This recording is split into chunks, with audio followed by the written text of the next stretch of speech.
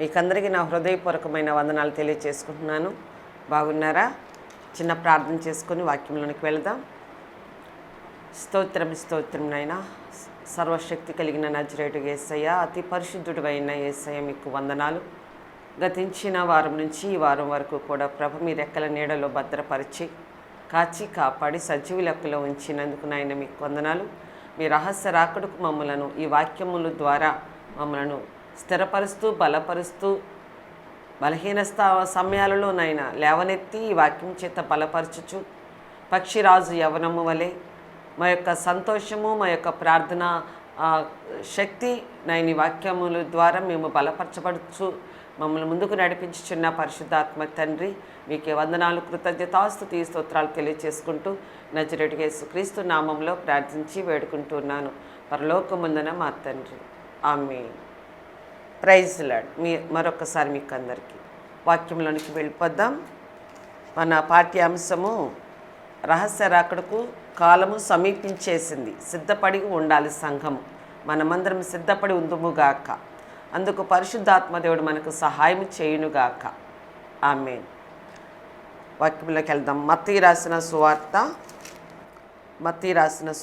13వ అధ్యాయం మనం చదువుకుందాం.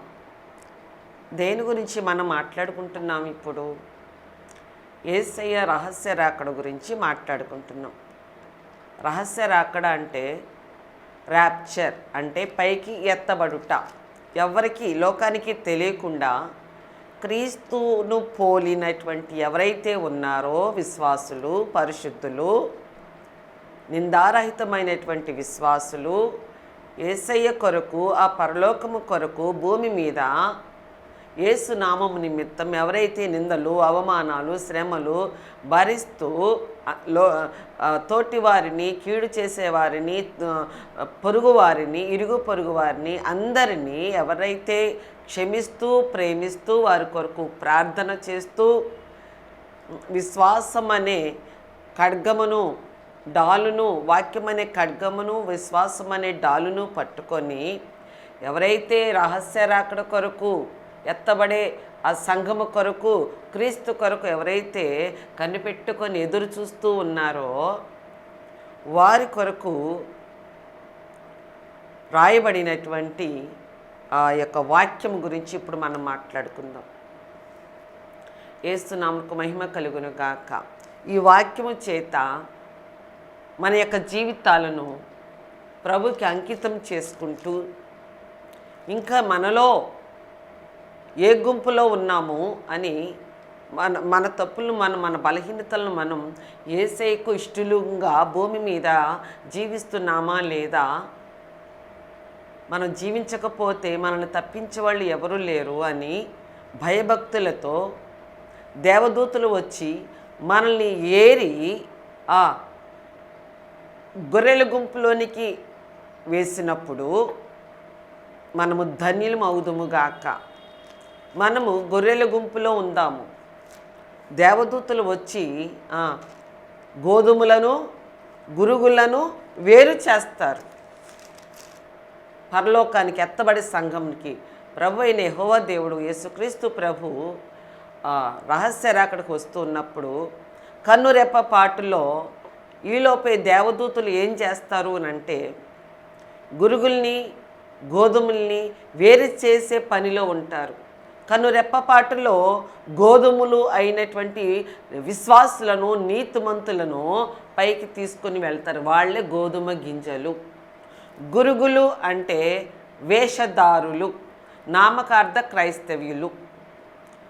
భక్తి చేస్తూనే మళ్ళీ లోకముతో మెంగిలి పడటం, చర్చికి వెళ్ళటం, మళ్ళీ ఇంటికి రావటం, మళ్ళీ లోకానుసరమైనటువంటి జీవితాల్లో జీవించిపోవటం. వాళ్ళని గురుగులు అని అంటారు. గురుగులు.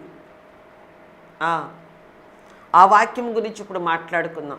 మనము గోధుమలుగా ఉండాలా, గురుగులుగా ఉండాలా? మనం ఈ వాక్యం చేత మన పరిశీలన చేసుకుందాం. మన రహస్య జీవితాన్ని మై పర్సనల్ అంటామే, ఇది నా పర్సనల్ లైఫ్ డాడీ, ఇది నా పర్సనల్ లైఫ్ మమ్మీ, ఎవరు అడగటానికి మీరు? ఇది నా పర్సనల్ లైఫ్ డాడీ, ఈ మాత్రం నాకు స్వేచ్ఛ ఎవరా మీరు అని అంటారే మన పిల్లలు.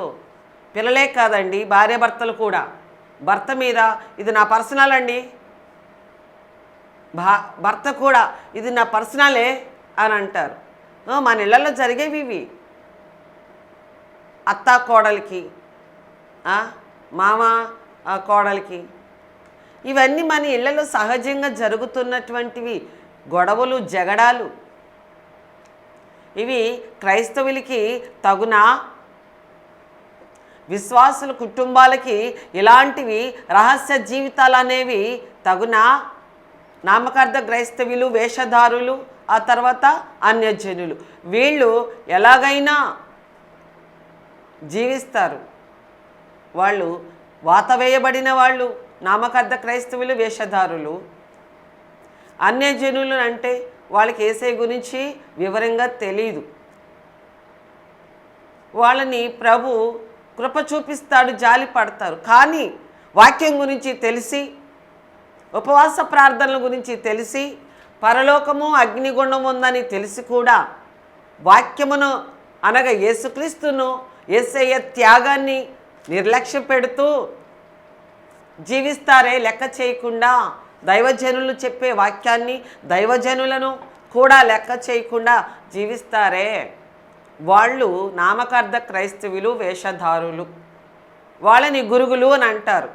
అంటే ఏంటి? లోకాన్ని విడిచిపెట్టలేదు వాళ్ళు, స్వచిత్తం మీద బ్రతుకుతున్నారు, సొంత జ్ఞానం మీద, శరీరం కోసమే బ్రతుకుతున్నారు వాళ్ళు. వాళ్ళని గురుగులు అని అంటారు. విశ్వాసుల్ని, నీతిమంతుల్ని యథార్థంగా జీవించి యేసయ్య రాక, అమ్మో యేసయ్య నా రహస్య జీవితాన్ని చూస్తున్నారని రహస్య జీవితాన్ని ప్రభుకు అప్పగించేసి సిలువ వేయబడి సిలువను మోసుకుంటారే, తన సిలువను తను ఎత్తుకొని యేసయ్యని వెంబడించమన్నారు. యేసయ్య వెంబడించటం అంటే ఏంటి? యేసయ్య భూమి మీద జీవించినప్పుడు ఎలా జీవించారు? ఎక్కడైనా జగడమాడినట్టు ఉందా? ఎక్కడైనా అబద్ధమాడినట్టు ఉందా? ఎవరినైనా తిట్టినట్టుందా? ఎవరినైనా శపించినట్టుందా? ఆయన కనికర పూర్ణుడు, ఆయన క్షమించగలిగినవాడు, క్షమించగలిగిన మనసు, హృదయము కలిగినవాడు. యేసయ్య మనకు చూపించిన మాదిరిలో చూపించి వెళ్ళారు పరలోకానికి. మన కొరకు ఇళ్లను కట్టడానికి వెళ్ళారు, ఇళ్లను నిర్మించటానికి వెళ్ళారు. మరి యేసుక్రీస్తు ప్రభు మనకి భూమి మీద ఎలా మాదిరి జీవితాన్ని చూపించారో అలాంటి జీవితాన్ని మనల్ని జీవించమని చెప్పి వెళ్ళారు. నేను చెప్పినట్టుగా మీరు జీవించండి, ఇదిగో నేను త్వరగా రాబోతున్నాను, నేను చెప్పినట్టుగా నన్ను పోలి ఎవరైతే జీవిస్తారో వాళ్ళని నేను తీసుకొని వెళతాను నేనున్న చోటకి.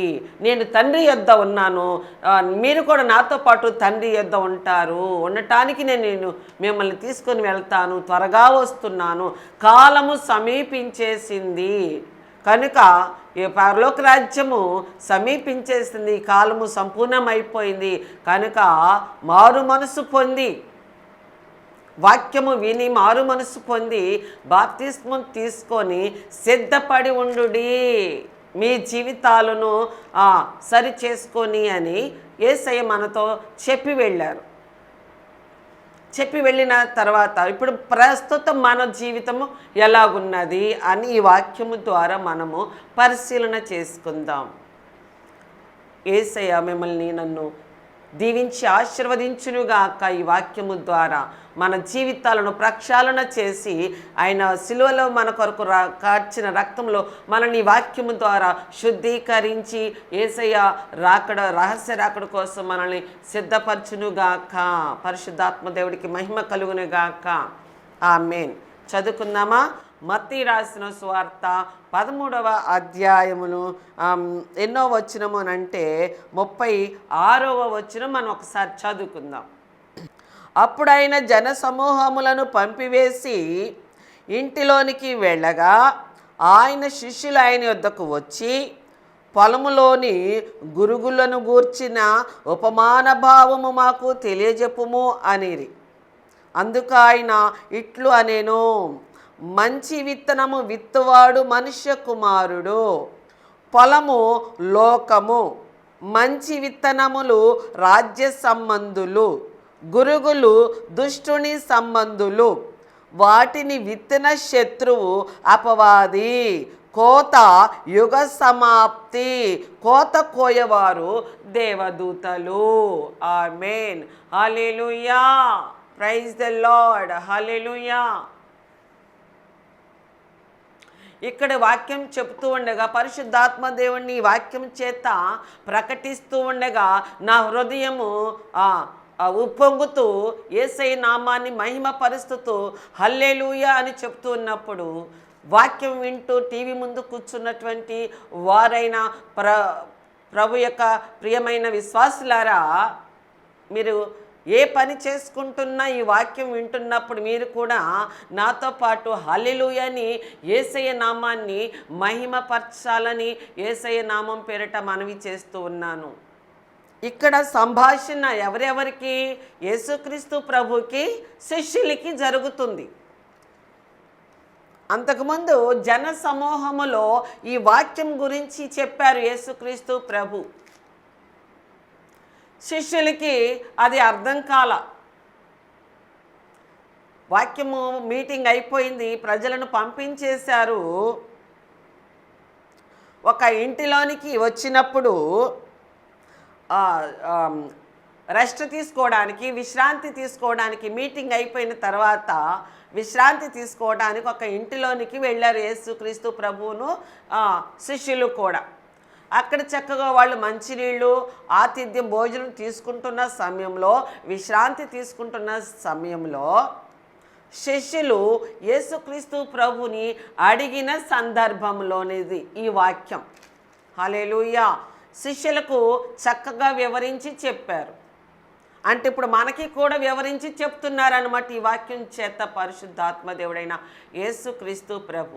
విందాం చక్కగా యేసయ్య ఏం చెప్తున్నారో. అందుకు ఆయన ఇట్లా, నేను మంచి విత్తనము విత్తువాడు మనుష్య కుమారుడు. మంచి విత్తనము అనంటే వాక్యము. మంచి విత్తనము అంటే వాక్యము. మంచి విత్తనము అంటే మంచి మాటలు. ఒక విధంగా మీకు అర్థం అవ్వాలంటే మంచి మాటలు, మంచి విత్తనము అనగా మంచి మాటలు అనగా యేసుక్రీస్తు ప్రభు యొక్క వాక్యము. హల్లెలూయా. యేసయ్యే ఈ వాక్యమై ఉన్నారు. హల్లెలూయా. మంచి సువార్త, మంచి మాట. ఒక వ్యక్తి చెడ్డ మార్గములో నడుస్తూ ఉంటే అతనిని ప్రేమించిన తండ్రి, నాన్నా నువ్వు వెళుతున్న నిర్ణయము, నీవు తీసుకున్న నిర్ణయము, నువ్వు ఆలోచించిన ఆలోచన చెడ్డది, అది మంచిది కాదు ఆ మార్గము అని చెప్పి ఈ మార్గమున నడువు అని క్రీస్తు మార్గాన్ని చెప్పినప్పుడు ఆ మాటని మంచి మాట అని అంటారు. అనగా మంచి విత్తనము. మంచి విత్తనము విత్తినవాడు మనుష్య కుమారుడు అనగా యేసుక్రీస్తు ప్రభువు. యేసుక్రీస్తు ప్రభువు మనుష్య కుమారుడుగా భూమి మీదకి వచ్చారు. మనుష్య కుమారుడు అనగా ఇప్పుడు ఈ కాలంలో పాస్టర్ గారు యేసుక్రీస్తు ప్రభు యొక్క పరిశుద్ధమైన గ్రంథాన్ని చేత పట్టుకొని ఎవరైతే ఆత్మతో సత్యముతో ఆత్మల భారము కలిగి వాక్యాన్ని ప్రకటిస్తారో, వాక్యానుసారంగా జీవిస్తూ ఏ సేవకుడైతే ప్రవచిస్తున్నారో, ప్రకటిస్తున్నారో ఆయన్నే మనుష్య కుమారుడిగా ఇప్పుడు మనము మాట్లాడుకోవచ్చు. ఆ కాలంలో మనుష్య కుమారుడు యేసుక్రీస్తు ప్రభువు 100% మానవుడు, 100% దేవుడు. ఆమేన్. హల్లెలూయా. మన మనుషులంగా ఉన్నాం కనుక మనిషి రూపంలోనికి యేసయ్య రావాల్సి వచ్చింది. ఆయన దేవుడు, ముందుగా ఆయన ఉన్నవాడు, అనువాడై ఉన్నాడు. భూమి ఆకాశములు లేకమునిపే ఉన్నవాడు, భూమి ఆకాశాలను సృష్టించినవాడు, సృష్టికర్త. భూమికి అతీతుడుగా ఉన్నాడు. ఆమేన్. హల్లెలూయా. యేసుక్రీస్తు ప్రభు అయిన యెహోవా దేవుడైన పరిశుద్ధాత్మ త్రియైక దేవుడుగా పరలోకంలో ఆత్మస్వరూపుడై పరిశుద్ధాత్మ స్వరూపుడై దహించు అగ్నిగా ఉన్నవాడు. ఆమేన్. మానవులుగా మన కోసము ఆయన వేరే వేరే రూపాలతో వస్తే మనకి వేరే వేరే రూపాలతో వస్తే అర్థం కారు మనకి. అనగా కనుక మానవ రూపంలో రావాల్సి వచ్చింది, మానవ భాషతోనే జీవించాల్సి వచ్చింది. కనుక 100% యేసుక్రీస్తు ప్రభువు మానవుడు, 100% దేవుడు అనమాట. ఆమె ముందుగా దేవుడు, ఆ తర్వాతే మానవుడిగా 100% మనలాగానే జీవించాడు. మనలాగానే మంచులు తాగారు, మనలాగానే పడుకున్నారు, మనలాగానే అన్నం తిన్నారు, మనలాగానే వాష్రూమ్కి వెళ్ళారు, మనలాగానే జ్వరం వచ్చింది, అన్నీ వస్తాయి. మానవుడు 100% మానవుడు. ఇక్కడ అందుకని అంటున్నాడు, మంచి విత్తనము విత్తువాడు మనుష్య కుమారుడు అనగా యేసుక్రీస్తు ప్రభు అనగా వాక్యము, జీవవాక్యము.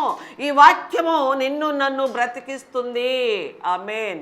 ఈ వాక్యము అయిన యేసుక్రీస్తు ప్రభు మనకి పరలోకానికి తీసుకుని వెళ్ళే ఒక మార్గమై ఉన్నారు, ఒక నిచ్చెనై ఉన్నారు. ఆమేన్. హల్లెలూయా.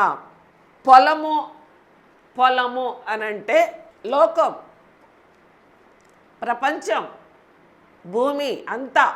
పొలము అనంటే లోకం. సముద్రము అనగా కూడా లోకమే. హల్లెలూయా. పొలములో ఒక రైతు వెళ్ళి, తన పొలములో రైతు వెళ్ళి గోధుమ గింజలు విత్తుకున్నాడు. గోధుమ గింజలు మంచివి, ఆరోగ్యకరమైనవి, ఆహారం తీసుకుంటే బలం అనగా వాక్యము. తన పొలంలో గోధుమలు విత్తుకున్నాడు. పొలంలోకి వెళ్ళి రాత్రి అయిపోయింది. దుష్టులు ఏం చేశారంటే పంట తక్కువ రావాలనో ఏదైనా కానివ్వండి, శత్రువు ఏం చేశాడంటే గోధుమ లాంటి అడవి గోధుమలు అనగా గురుగులు గోధుమలాగానే ఉంటాయి, గోధుమ చెట్లులాగానే ఉంటాయి, కలిసిపోతాయి గోధుమ చెట్లలోని. అవి కూడా మనకి అంతగా తెలియవు. అవి ఎప్పుడు తెలుస్తాయి? కోతకు వచ్చినప్పుడు తెలుస్తాయి. ఇవి గోధుమ మొక్కలు, ఇది గోధుమ పంట, ఇది గురుగు పంట అని. అది వ్యర్థమైనది. గురుగులు పంట వ్యర్థమైనది, అది నిష్ప్రయోజనం, అవి తినే ఆహారము కాదు. శత్రువు ఏం చేశాడంటే రైతేమో చక్కగా పొలం దున్నుకొని పంట వేసుకున్నాడు, మంచి విత్తనాలను ఇత్తుకున్నాడు, గోధుమల్ని విశ్రాంతి పొందుతున్నాడు. పగలంతా శ్రమపడి పొలంలో అతను ఎప్పుడైతే విశ్రాంతి తీసుకుంటున్నాడో అప్పుడు శత్రువు వచ్చి గురుగులను కూడా ఇత్తేసి వెళ్ళిపోయాడు. పాపం రైతుకి తెలీదు. ఇంకా పంట ఎదుగుతా వచ్చింది, కోత టయానికి వచ్చింది. ఈ మధ్యలో ఎత్తుక్కున్నాడు. రైతుకు తెలిసింది ఇదేంటి కలుపు మొక్క కనపడుతుంది, నేను విత్తింది మంచి విత్తనాలే, షాపులో నేను మంచి విత్తనాలే కొనుక్కున్నానే, సేల్ చేసే అబ్బాయి నాకు మంచి విత్తనాలు అనే చెప్పి ఇచ్చాడే, దొంగ విత్తనాలు ఇచ్చాడా, నాశనకరమైన విత్తనాలు ఇచ్చాడా కదా. మన పంట వేసుకునేటప్పుడు మంచివా చెడ్డవా, నాణ్యమైనవా నాణ్యహీనమైనవా అని చూసుకుంటాడు రైతు. షాపుల దగ్గరికి వెళ్ళి వడ్లని కొనుక్కోవడానికి, నారులు వేసుకోవడానికి. అలాగే ఈ రైతు వేసినప్పుడు ఎదుగుతూ ఉన్నప్పుడు ఆ కలుపు మొక్కలు కూడా గోధుమ పంటతో పాటు ఎదుగుతూ కనపడింది. చూశాడు, గమనించాడు. అయితే ఏం చేశాడు రైతు తెలివిగా, అయ్యో వీటితో పాటు ఇప్పుడు ఈ కలుపు తీస్తే వీటితో పాటు నా పంట కూడా ఎక్కడ వ్యర్థమైపోద్దో చేతులతో, వాటితో పాటు ఇవి కూడా వచ్చేస్తాయేమో, నా పంట తక్కువ అవుద్దని వాటిని కూడా ఎదగనిచ్చి పంట కోతకు వచ్చినప్పుడు అప్పుడు ఏం చేశాడంటే రైతు గోధుమలు పంటగా తీసుకున్నాడు, గురుగులుగానే తీసి పక్కన పడేసేసాడు ఆ చెత్తని. హల్లెలూయా. మరి మనం ఇది ఎవరికి పోల్చారు? మనకే. ఆ గోధుమలు మనమే. మన జీవితాలు ఎలాగున్నాయి? కాలము సంపూర్ణమైపోయింది. మార్కు రాసిన సువార్త 1వ అధ్యాయంలో యేసయ్య మాట్లాడుతున్నాడు. కాలము సంపూర్ణమైపోయింది, పరలోక రాజ్యము సమీపించేసింది గనుక మారు మనస్సు పొంది బాప్తిస్మం తీసుకోండి. ఎవరైతే మారు మనస్సు పొంది బాప్తిస్మం తీసుకోలేదో వాళ్ళు శిక్షించబడతారు. ఎవరైతే మారు మనసు పొంది బాప్తిస్మం తీసుకొని నేను చూపించిన మాదిరిలో జీవిస్తూ ఉన్నారో వాళ్ళు రక్షించబడతారు. అంటే నేను రహస్య రాకడలో రాబోతున్నాను, వాళ్ళని నేను తీసుకొని వెళ్ళిపోతాను, వాళ్ళు రక్షించబడతారు. దిగబడిపోయిన వాళ్ళందరూ ఈ గురుగుల వలె, ఈ చెత్త వలె దిగబడిపోతారు, వాళ్ళు అగ్నికి కాల్చేస్తాను అని చెప్తూ ఉన్నారు ఇక్కడ. కోత కోయేవారు దేవదూతలు. అంటే గురుగులు అంటే అవిశ్వాసులు, ప్రార్థన చేస్తూ నటిస్తారు, ప్రార్థన చేస్తూ మేము ప్రార్థన పరులు అని అంటారు. కానీ వారిలో ఏముండదు? నిజమైన భక్తి ఉండదు, నిజమైన విశ్వాసం ఉండదు, బలమైన విశ్వాసం ఉండదు, ప్రార్థన అనుభవాలు ఉండవు. కానీ బయటికి అందరికీ కనపడే విధంగా భక్తు పరులంలాగా, బలమైన భక్తి పరులంలాగా మనకి ఎదుటి వాళ్ళకి మనము కనపరుచుకుంటాం. కానీ అది మనకి తెలుసు, మనం నిజంగా భక్తి చేస్తున్నామా అని మన హృదయం మనల్ని గద్దించదా అండి? గద్దిస్తుంది ఖచ్చితంగా. మన మనసుని మనం మోసం చేసుకోకూడదు, మనల్ని మనమే మోసం చేసుకోకూడదు. మనల్ని మనమే మోసం చేసుకుంటే అంతకంటే బుద్ధిహీనత మరొకటి ఉండదు. మన హృదయాన్ని మనం సరి చేసుకుందాం, మనకి మనమే బుద్ధి తెచ్చుకుందాం ఈ వాక్యం చేత. చూద్దాం, యేసయ్య చెప్తూ ఉన్నారు దేవదూతలతో, ఇదిగో నేను వచ్చి నా సంఘాన్ని నా కొరకు కనిపెట్టుకొని ఎదురు చూస్తున్నటువంటి వారిని నా నామము నిమిత్తము నేను పరిశుద్ధుడిని గనక, యేసయ్య పరిశుద్ధుడు గనక నేను కూడా పరిశుద్ధంగా జీవించాలి అని ఎవరైతే జీవిస్తూ నా కొరకు శ్రమలు, అవమానాలు, నిందలు, హింసలు, ఉపద్రవాలు భరిస్తూ తాళుకుంటూ జయిస్తూ ఎవరైతే నా కొరకు అంతము వరకు నేను వచ్చి వాళ్ళని తీసుకుని వెళ్ళేంత మట్టుకు ఓర్పుతో కలిగి ఉన్నారో వాళ్ళని వెళ్ళి మీరు ఏరి సిద్ధం చేయండి. ఏరి సిద్ధం చేయండి అని అంటే వాళ్ళపైన ముద్రలు వేస్తారు. ఎవరైతే క్రీస్తులా జీవిస్తూ ఉన్నారో వారిపైన ముద్రలు వేస్తారు. వాళ్ళనే కోత కొయ్యవారు దేవదూతలు. రాజ్య సంబంధులు అనంటే విశ్వాసులు, నిజమైన క్రైస్తవులు, నిజమైన విశ్వాసులు ఎవరు ఎక్కడెక్కడ ఉన్నారో దేవదూతలు వచ్చి వాళ్ళందరి మీద ముద్రలు వేసేసి సిద్ధపాటు చేసి ఉంచుతారు. ప్రభు వాళ్ళని కన్నురెప్పపాటులో కొనిపోతారు పరలోకానికి. అనగా మధ్యాకాశంలో ఆ యొక్క 7 ఏండ్ల పెండ్లి విందులోనికి మనల్ని కొనిపోతారు. అప్పుడు దేవదూతలు వచ్చేటప్పటికి ఆల్రెడీ దేవదూతలు ఎవరు విశ్వాసులు ఉన్నారు, ఎవరు పరిశుద్ధులు, నీతిమంతులు, యథార్థవంతులు ఉన్నారు, యేసయ్య రహస్య రాకడికి ఎవరైతే కనిపెట్టుకొని ఎదురు చూస్తూ ఉన్నారో బుద్ధి కలిగిన కన్యకల వలె అని చూస్తున్నారు దేవదూతలు. మంచి విత్తనములు రాజ్య సంబంధులు. మంచి విత్తనములు అనంటే మనమే. మంచి విత్తనములు రాజ్య సంబంధులు. మంచి విత్తనము వినినవారు. మంచి విత్తనంకు సంబంధించినటువంటి వారంటే వాక్యానుసారముగా, వాక్యాన్ని విని వాక్యానుసారంగా జీవించిన వారు రాజ్య సంబంధులు. అనగా క్రీస్తు బిడ్డలము. గురుగులు దుష్టుని సంబంధులు అంటే అపవాదికి సంబంధించిన వాళ్ళు. వాక్యం వింటున్నా అవిశ్వాసంగా జీవిస్తున్నటువంటి వారు, నమ్మరు, విశ్వసించరు, ప్రార్థనకు వస్తారు, వాక్యం వింటారు, వదిలేస్తారు, లెక్క చేయరు. శ్రమలు వచ్చినాయి అనుకోండి, యేసయ్య మాకేం చేశారు, అన్ని శ్రమలే. ఉపవాసం ఉంటున్నాను, నెలకు ఒకసారి మా ఇంట్లో దైవజనుని తీసుకొచ్చి ప్రార్థన పెట్టించుకుంటున్నాము, అయినా మాకు ఒక్క మేలు కూడా చేయట్లేదు అని అవిశ్వాసంగా ఎవరైతే మాట్లాడతారో వాళ్ళు అపవాది సంబంధులు. మనకి ఎప్పుడు మేలులు జరుగుతాయి? వాక్యానుసారంగా మనం జీవించినప్పుడు మేలులు జరుగుతాయి, శ్రమలు వస్తాయి. వాక్యానుసారంగా జీవించే వారికి శ్రమలు వస్తాయి. మేలులు ఆలస్యం అవ్వచ్చు, తొందరగా అవ్వచ్చు. అంత మాత్రాన మన నోటితో అవిశ్వాసమైన మాటలు మాట్లాడకూడదు. జయించిన వారు రాజ్య సంబంధులు.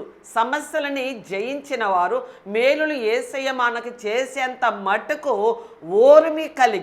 ఓర్పు కలిగి సహనము కలిగి యేసయ్య నామాన్ని స్తుతిస్తూ ఉన్నటువంటి వారు రాజ్య సంబంధులు. అటువంటి వారిని గోధుమ గింజలు అని అంటారు, రాజ్య సంబంధులు అని అంటారు.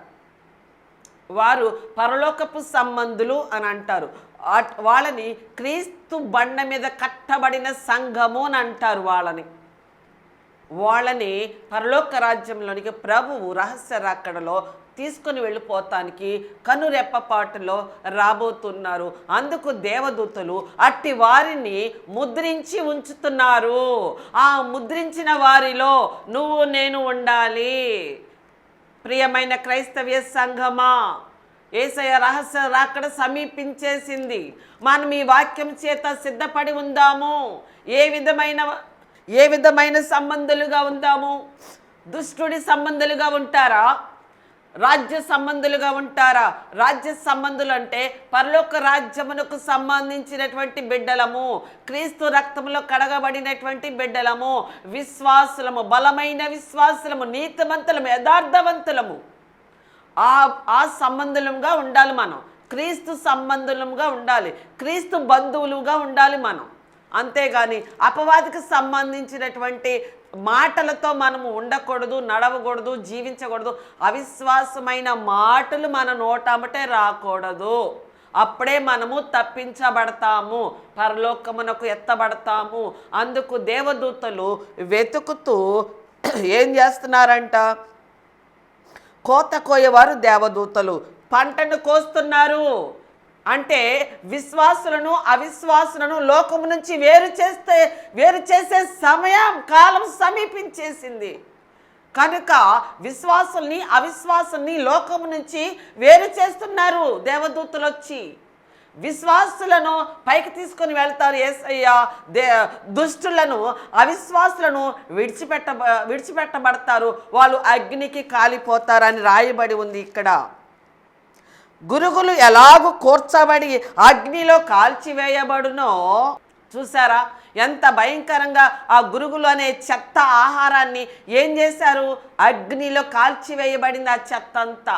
మరి అవిశ్వాసులంతా కూడా చెత్తకు సాదృశ్యం, పొట్టకి సాదృశ్యం, చెత్తకు సాదృశ్యం. గురుగులు అనగా అవిశ్వాసులు, నామకార్థ క్రైస్తవులు. జ్ఞాపకం చేసుకుందాం. అలాగే యుగ సమాప్తి యందు జరుగుతుంది. కనుక ఈ భయము కలిగి మనమందరము రాజ్య సంబంధులముగా అనగా విశ్వాసమును చేతపట్టుకొని యేసయ్య రహస్య రాకడకు సిద్ధపడి ఉందుముగాక. యేసుక్రీస్తు ప్రభు మిమ్మల్ని అందరినీ నన్ను దీవించి ఆశీర్వదించునుగాక. ఈ వాక్యం చేత మనల్ని బలపరచునుగాక. ఆమేన్. ప్రార్థన చేసుకుందాం.